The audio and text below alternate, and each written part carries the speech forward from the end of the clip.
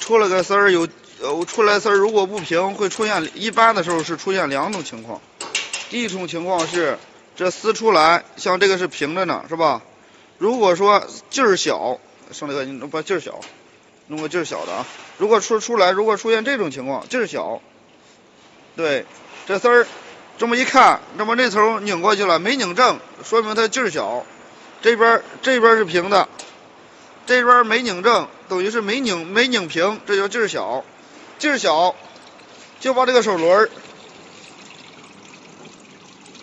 这么拧，这么拧，这个手轮拧一点儿，往里这么拧一点儿，这个刀把往里进点儿。这边啊，它就会往这边拧，慢慢拧，拧平了为止。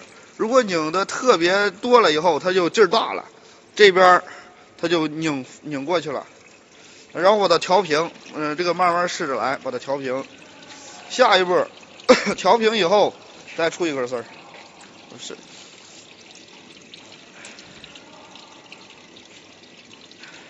下一步就是穿网了，下一步。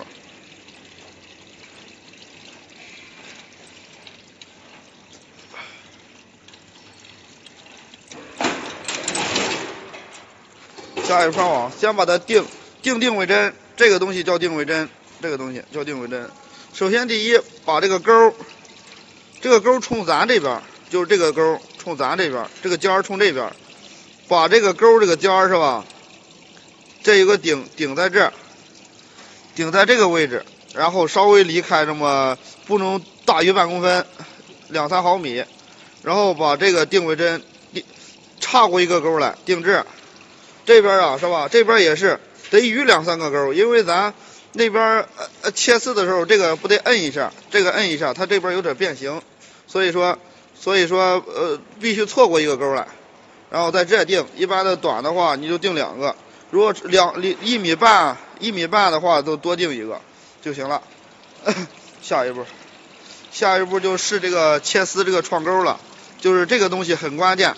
这个一切的时候往下一摁，必须把这个东西摁变形才能穿上。如果穿不上的话，跟这个关系挺大的。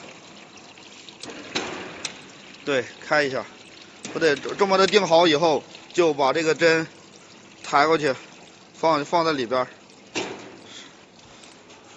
放在里边，对，然后稍微拽着点，起头的就起头，刚开始，来开吧，稍微快点，要不有3分钟了。对，拧运行的时候，对，然后把这个，